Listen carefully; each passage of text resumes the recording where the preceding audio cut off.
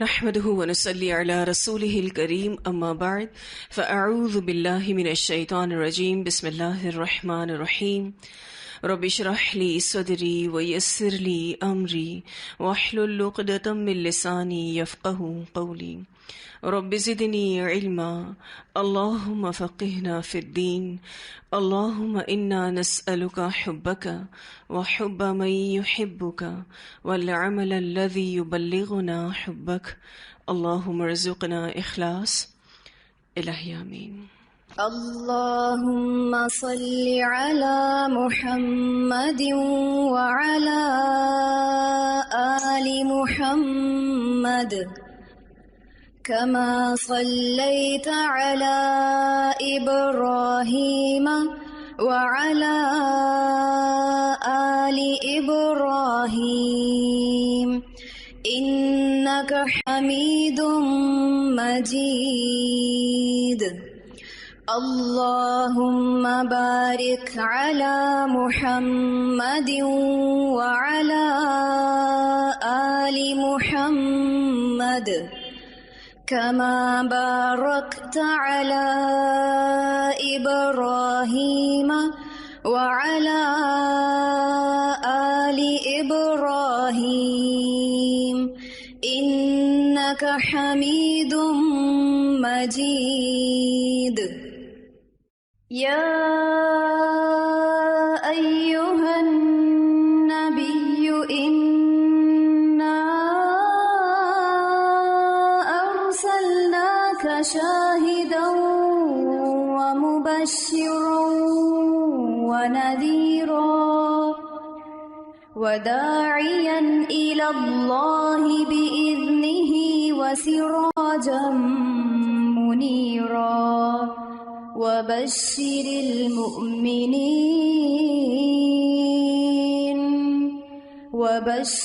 المؤمنين بأن لهم من الله فضلا كبيرا۔ پچھلی کلاس میں ہم نے غزوہ بنو قریظہ کے بارے میں پڑھا تھا، اور وہاں ہم نے یہ دیکھا کہ ایک صحابی جو ان کا فیصلہ کرتے ہیں سیدنا سعد بن معاذ رضی اللہ تعالیٰ عنہ، ان کا واقعہ کچھ آپ کے سامنے رکھنا چاہ رہی تھی۔ سعد بن معاذ رضی اللہ تعالیٰ عنہ بڑے جلیل القدر صحابی تھے اور عظیم سردار تھے۔ انہوں نے سیدنا مصعب بن عمیر رضی اللہ تعالیٰ عنہ کے ہاتھ پر اسلام قبول کیا تھا۔ جب یہ مسلمان ہوئے تھے تو انہوں نے اپنے قبیلے سے کہا تھا کہ میرا تمہارے ساتھ کیسا سلوک ہے، تمہاری نظروں میں میرا کیا مقام ہے؟ تو ان سب نے کہا کہ آپ ہم میں بڑے صاحب فضل اور بہت بابرکت سردار ہیں۔ پھر سعد رضی اللہ تعالیٰ عنہ نے کہا تھا کہ تمہارے مردوں اور عورتوں سے کلام کرنا مجھ پر حرام ہے، یہاں تک کہ تم اللہ اور اس کے رسول صلی اللہ علیہ وسلم پر ایمان لے آؤ۔ پھر ان کے قبیلے کے تمام مرد اور عورت اسلام لے آئے تھے۔ یہ صحابی سعد بن معاذ رضی اللہ تعالیٰ عنہ غزوہ بدر میں بھی شریک ہوئے تھے، اور معرکہ خندق میں ان کے بازو کی رگ پر تیر لگا تھا اور یہ زخمی ہو گئے تھے۔ انہوں نے ایک دعا کی تھی جو ہم نے پڑھی بھی تھی کہ اے اللہ، اگر تو نے قریش کی جنگ میں سے کچھ حصہ باقی رکھا ہے تو مجھے اس کے لیے زندہ رکھ، کیونکہ اس قوم سے جنگ کرنا مجھے بہت پسند ہے، جس نے تیرے رسول کو اذیت پہنچائی، انہیں جھٹلایا اور انہیں اپنے وطن سے نکالا۔ اے اللہ، اگر ان کے ساتھ جنگ ختم ہو چکی ہے تو اس زخم کو میرے لیے شہادت کا سبب بنا دے، اور مجھے اس وقت تک موت نہ دینا جب تک میری آنکھیں بنو قریظہ سے ٹھنڈی نہ ہو جائیں۔ اللہ تعالیٰ نے ان کی دعا قبول کی اور ان کے زخم سے جو خون بہ رہا تھا وہ بہنا بند ہو گیا۔ پھر انہوں نے ایک فیصلہ کیا جو فیصلہ اللہ کے فیصلے کے موافق تھا۔ بنو قریظہ کے لیے انہوں نے ایک ایسا فیصلہ کیا جو ان کو کیفر کردار تک پہنچا گیا۔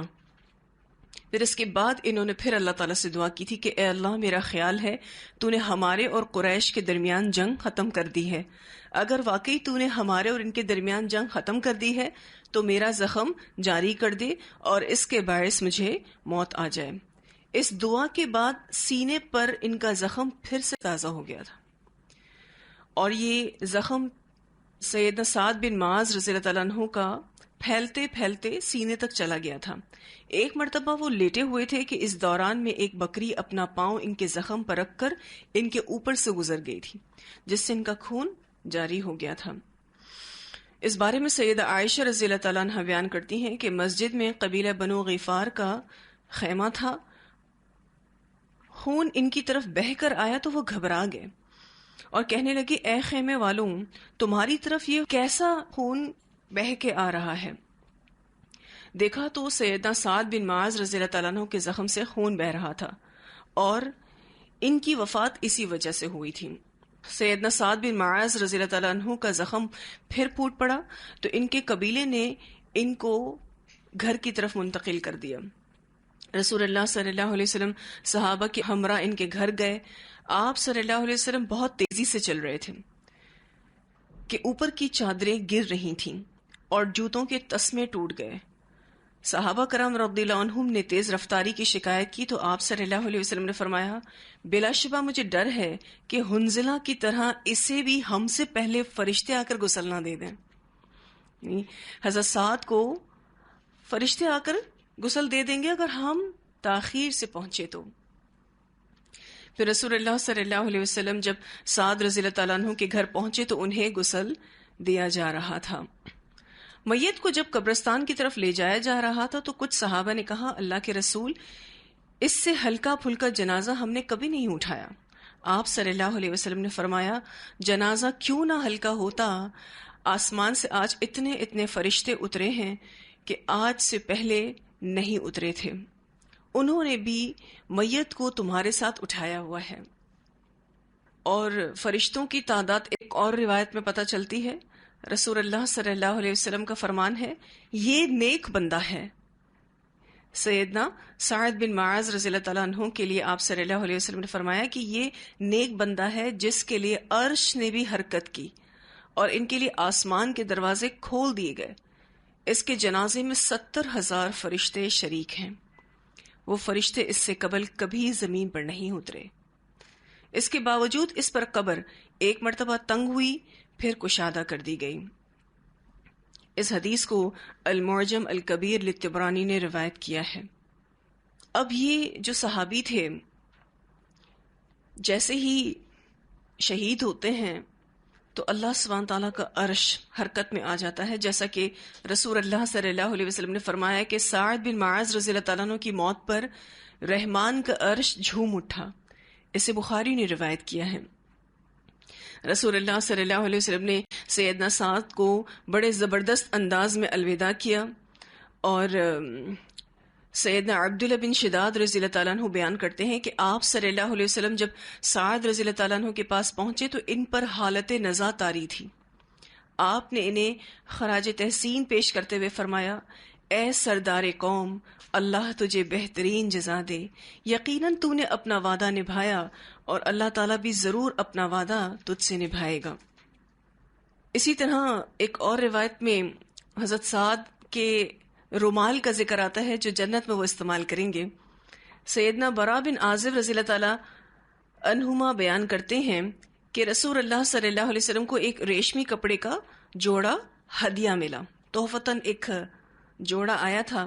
صحابہ کرام رضی اللہ عنہم اسے چھوتے اور اس کے ملائم ہونے پر تعجب کرتے تھے، تو آپ صلی اللہ علیہ وسلم نے فرمایا کیا تم اس کے ملائم ہونے پر تعجب کرتے ہو؟ جنت میں سعد بن معاذ رضی اللہ تعالیٰ عنہ کے رومال اس سے کہیں بہتر اور ملائم ہیں۔ اسے بخاری نے روایت کیا ہے۔ یعنی وہاں یہ ایسی عمدہ اور پرآسائش زندگی جئیں گے، یہ تو کچھ بھی نہیں ہے۔ سعد رضی اللہ تعالیٰ عنہ کو اپنی تمام خوبیوں، نیکیوں اور دین الہی کے اس قدر خدمات کے باوجود بھی قبر کے دباؤ سے واسطہ پڑا تھا۔ 4 آدمی انہیں قبر میں اتارنے کے لیے قبر میں اترے۔ جب انہیں قبر میں دفنا دیا گیا تو آپ صلی اللہ علیہ وسلم کا چہرہ متغیر ہو گیا. آپ صلی اللہ علیہ وسلم نے 3 بار سبحان اللہ کہا. تمام مسلمانوں نے بھی سبحان اللہ کہا، حتیٰ کہ قبرستان بقی گونج گیا تھا سبحان اللہ سے. آپ صلی اللہ علیہ وسلم نے 3 مرتبہ اللہ اکبر کہا. تمام صحابہ کرام نے بھی اللہ اکبر کا نعرہ بلند کیا. آپ صلی اللہ علیہ وسلم سے اس اچانک تسبیح اور تکبیر کے متعلق پوچھا گیا تو آپ نے فرمایا، قبر تمہارے ساتھی پر تنگ ہو گئی تھی اور اسے بڑی سختی سے بھینچا گیا. اگر کوئی شخص قبر کے اس دبانے سے بچ سکتا تھا تو یہ ضرور بچ جاتے، البتہ پھر اللہ تعالیٰ نے ان کی قبر کو کشادہ فرمایا تھا. اس حدیث کو سنن الکبریٰ للنسائی نے بھی روایت کیا ہے اور مسند احمد نے بھی روایت کیا ہے. جیسے ہی سعد بن معاذ رضی اللہ تعالیٰ عنہ کو قبر میں ڈالا گیا تھا اور قبر میں ان کو دفنا دیا گیا تھا تو قبر نے ان کو دبوچا تھا، اور قبر ہر اپنے اندر آنے والے کو دبوچتی ہے، اور پھر اس کے بعد اگر وہ بندہ مومن ہو تو پھر وہ فراخ ہو جاتی ہے، اور اگر وہ بندہ کافر ہو تو قبر اس کو اتنا دبوچتی ہے کہ اس کی پسلیاں ایسے آپس میں مل جاتی ہیں، جیسے کہ اگر آپ دونوں ہاتھوں کی انگلیوں کو آپس میں ملائیں تو اس طریقے سے پسلیاں جو ہیں آپس میں مل جاتی ہیں. سیدنا سعد بن معاذ رضی اللہ تعالیٰ عنہ عین جوانی میں شہید ہوئے. شہادت کے وقت ان کی عمر صرف 37 سال تھی، 37 ایئرز اولڈ تھے. انہوں نے اپنی قوم کی قیادت صرف 30 برس کی عمر میں سنبھالی تھی، اور دیکھیں کتنی چھوٹی عمر میں سردار بن گئے تھے، 30 سال کی عمر میں سردار بن گئے تھے. 30 برس سے قبل بھی ان کے اندر قائدانہ صلاحیتیں قابل دید تھیں. حالانکہ عمومی طور پر آپ دیکھیں تو انسان کے اندر یہ لیڈرشپ کوالٹیز اور اس طرح کی طاقتیں اور صلاحیتیں 40 برس کے بعد ہی بیدار ہوتی ہیں، لیکن یہ جوانی کی عمر سے ہی بڑے توانا تھے. سیدنا سعد بن معاذ رضی اللہ تعالیٰ عنہ کا رنگ سفید تھا، دراز قد تھے، حسین و جمیل تھے اور پروقار چہرہ تھا، موٹی موٹی آنکھیں اور خوبصورت داڑھی تھی. اور سیدنا ابو سعید خدری رضی اللہ عنہ بیان کرتے ہیں کہ سیدنا سعد بن معاذ رضی اللہ تعالیٰ عنہ کی قبر کھودنے میں بھی شامل تھا. ان کی قبر سے کستوری کی خوشبو آ رہی تھی، اور ہم جیسے جیسے قبر گہری کرتے جا رہے تھے خوشبو تیز ہوتی جا رہی تھی، حتیٰ کہ ہم لاحد تک پہنچ گئے. سیدنا سعد رضی اللہ تعالیٰ عنہ ایک دراز قد بھاری جسم والے انسان تھے. جب ان کا جنازہ اٹھایا گیا تو وہ بہت ہلکا تھا. منافقین نے اس پر بھی بیہودہ سرائی کرتے ہوئے کہا کہ بنو قریظہ کے خلاف فیصلے کی وجہ سے ان کا جنازہ ہلکا ہو گیا ہے، یعنی اتنا ظالمانہ فیصلہ انہوں نے کیا کہ اس کی وجہ سے ان کا جنازہ ہلکا ہو گیا. نبی اکرم صلی اللہ علیہ وسلم کو جب یہ بات کی خبر ہوئی تو آپ صلی اللہ علیہ وسلم نے فرمایا، منافقین جھوٹ بولتے ہیں، سعد کا جنازہ اس لیے ہلکا ہے کیونکہ فرشتوں نے اسے اٹھایا ہوا ہے. یعنی اتنے نیک صحابی کے اوپر بھی منافقین نے بات کرنے سے اپنے آپ کو پیچھے نہیں کیا، جن کی نیکیوں اور خوبیوں کی گواہی تو خود رسول اللہ صلی اللہ علیہ وسلم نے دی ہے. تو یہ تھے سیدنا سعد بن معاذ رضی اللہ تعالیٰ عنہ، جن کے بارے میں ہم نے غزوہ بنو قریظہ میں پڑھا. ان کی حکمت ایسی تھی، انہوں نے جو فیصلہ کیا آپ صلی اللہ علیہ وسلم نے ان کو بتایا کہ اللہ سبحانہ تعالیٰ کا بھی یہی فیصلہ ہے. تو یہ حکمتیں اسی وجہ سے نصیب ہوتی ہیں کہ جب بندہ مومن کے اندر ایمان ہو، تقوی ہو. پھر میں نے آپ سے ذکر کیا تھا کہ غزوہ خندق سے پہلے نبی اکرم صلی اللہ علیہ وسلم کی شادی حضرت زینب بنت جہش رضی اللہ تعالیٰ عنہا سے ہوئی تھی. پھر اس کے بعد غزوہ خندق ہوئی اور پھر اس کے بعد غزوہ بنو قریظہ ہوا. ام المومنین زینب بنت جہش جو تھیں وہ ایک بہترین مسلمان مومنہ عورت تھیں. جرنیل صحابی عبداللہ بن جہش رضی اللہ تعالیٰ عنہ کی بہن، اسی طرح سے صحابیہ حمنہ بنت جہش رضی اللہ تعالیٰ عنہ کی بہن، اور سیدنا حمزہ رضی اللہ تعالیٰ عنہ کی بھانجی تھیں. زینب رضی اللہ تعالیٰ عنہ کی والدہ رسول اللہ صلی اللہ علیہ وسلم کی پھوپھی تھیں. ان کی والدہ امیمہ کے بارے میں یہ اختلاف ہے کہ وہ اسلام لا چکی تھی یا نہیں، اس بارے میں اختلاف ہے. سیدہ زینب کا پہلا نام برہ تھا، جسے بعد میں رسول اللہ صلی اللہ علیہ وسلم نے تبدیل کر کے زینب رکھ دیا تھا. آپ صلی اللہ علیہ وسلم کو اپنی بڑی بیٹی زینب رضی اللہ تعالیٰ عنہ سے نہایت محبت تھی، اس لیے آپ نے متعدد عورتوں کا نام زینب رکھا۔ نبی اکرم صلی اللہ علیہ وسلم نے جب نبوت کا اعلان کیا تھا تو جن سعادت مند لوگوں نے اسلام کی دعوت کو قبول کیا ان میں سیدہ زینب رضی اللہ تعالیٰ عنہ کے بھائی عبداللہ بن جہش رضی اللہ تعالیٰ عنہ تھے، اور ان کے اسلام لانے کے بعد ان کی پوری فیملی اسلام لے آتی ہے، تو یوں ان کی بہن زینب بھی اسلام لانے والوں میں شامل ہو گئیں۔ حضرت زینب کا پہلا نکاح رسول اللہ صلی اللہ علیہ وسلم کے غلام سیدنا زید بن حارثہ رضی اللہ تعالیٰ عنہ سے ہوا تھا، جن کو آپ نے آزاد کر دیا تھا اور پھر اپنا منہ بولا بیٹا بھی بنایا تھا۔ وجہ یہ تھی کہ معاشرے میں غلام اور آزاد کے امتیازات مٹ جائیں۔ پھر ان سے چونکہ شادی بنی نہیں، طلاق ہوئی، تو دوسرا نکاح رسول اللہ صلی اللہ علیہ وسلم سے وحی الہی کی بنیاد پر ہوا تھا، جس سے ایک اور رسم کو ختم کیا گیا کہ لے پالک کو حقیقی بیٹے کی حیثیت حاصل نہیں ہے، کہ جو منہ بولا بیٹا ہوتا ہے وہ حقیقی بیٹے کی طرح نہیں ہوتا ہے، تو وہ رسم کو بھی توڑا گیا۔ ہم سب یہ جانتے ہیں کہ عرب معاشرے میں آزاد کردہ غلام کو کمتر سمجھا جاتا تھا۔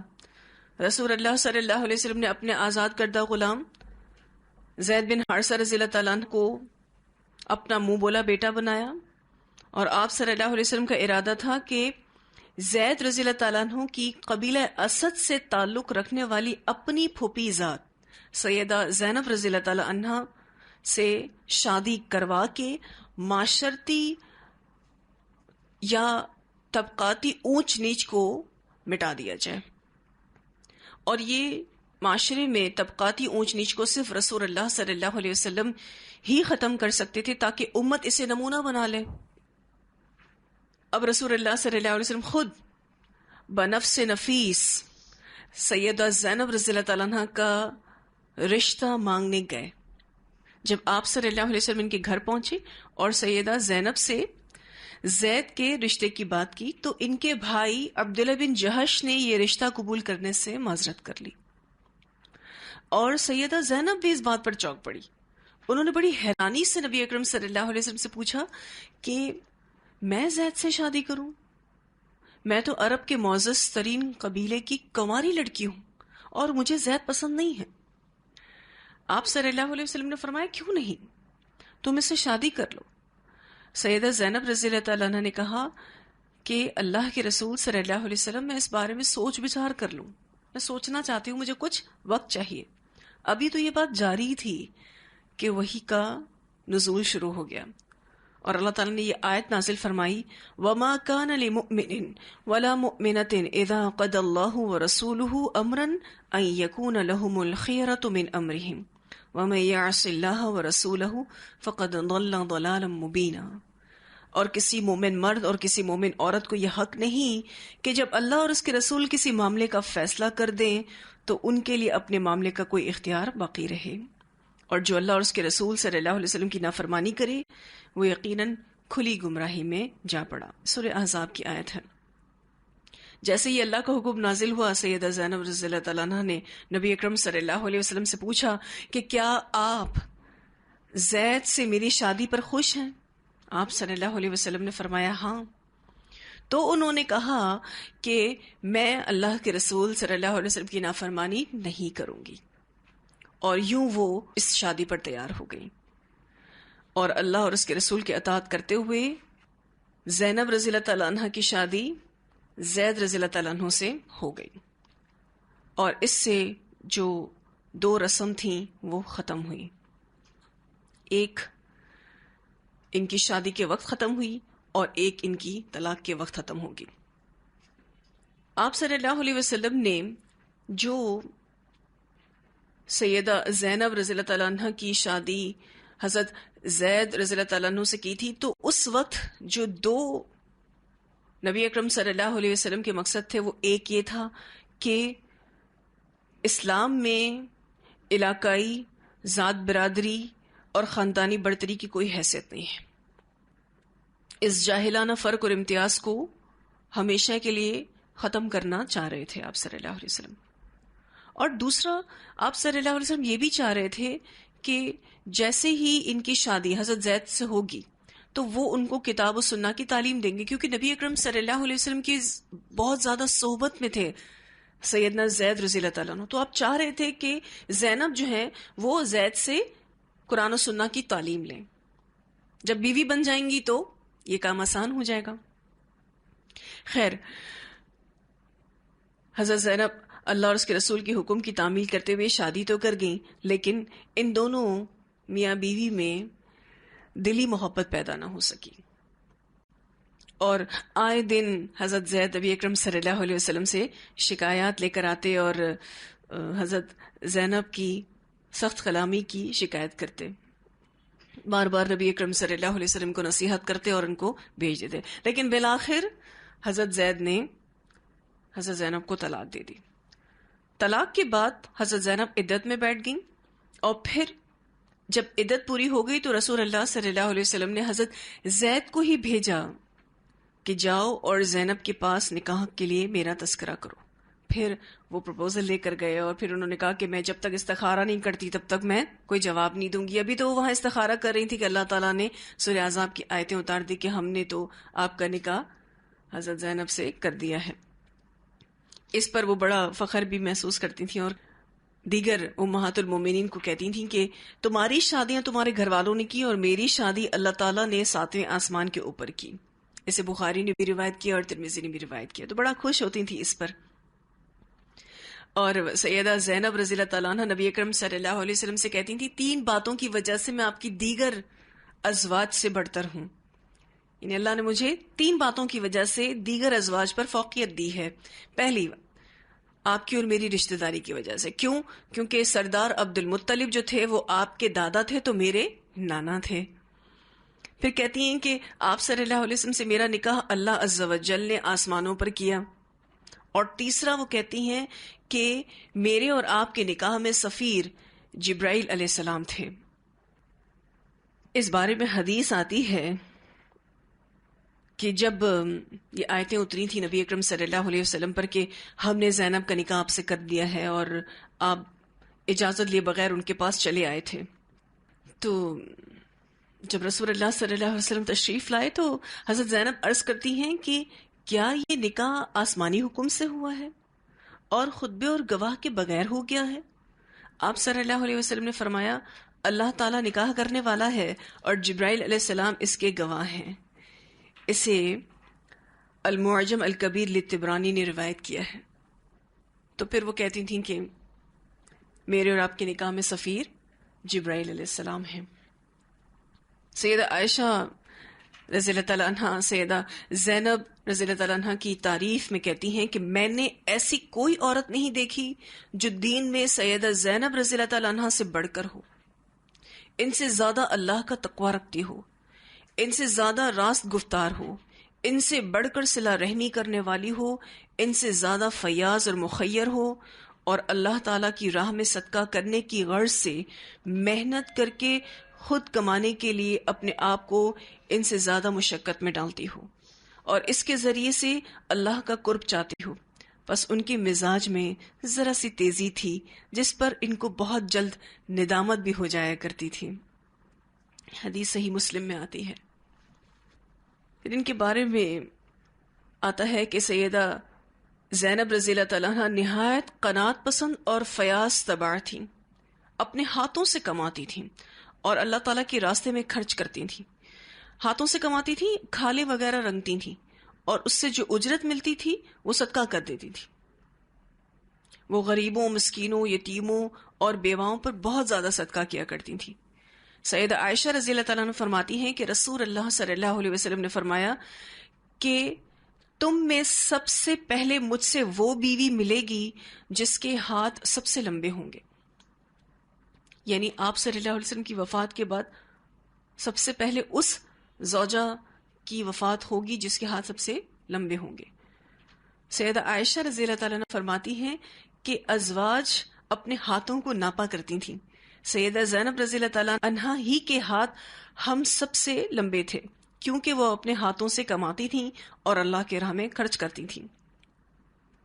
اور پھر جب نبی اکرم صلی اللہ علیہ وسلم کی وفات کے بعد ان کا انتقال ہوا تو کہتی ہیں کہ ہمیں لمبے ہاتھوں کا مطلب سمجھ میں آیا کہ اس سے مراد کثرت سے صدقہ و خیرات کرنا تھا، ہاتھوں کی پیمائش نہیں تھا کہ ہاتھ کس کے لمبے ہیں، کیونکہ امہات المومنین تو ایک دوسرے کے ہاتھ ناپا کرتی تھیں کہ ہم میں کون لمبے ہاتھوں والی ہے.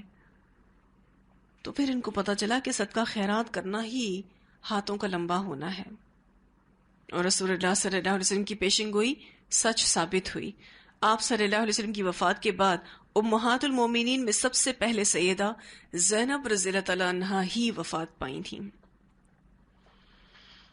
تو یہ ایک مختصر ذکر تھا سیدہ زینب رضی اللہ تعالیٰ عنہا سے رسول اللہ صلی اللہ علیہ وسلم کی شادی کا، اور ان کی اپنی ذات کے حوالے سے کچھ خوبصورت باتیں. اگر آپ ترتیب سے دیکھیں تو سیدہ زینب رضی اللہ تعالیٰ عنہا سے نبی اکرم صلی اللہ علیہ وسلم کی شادی ہوئی. اس سے پہلے جو زید سے شادی ہوئی، اور پھر اس کے بعد جو رسومات کا اختتام کیا گیا، خاتمہ کیا گیا، اور پھر غزوہ خندق ہوئی. غزوہ خندق کے بارے میں ہم نے پڑھا، پھر غزوہ بنو قریظہ ہوئی، اور غزوہ بنو قریظہ کے بارے میں ہم نے پڑھا.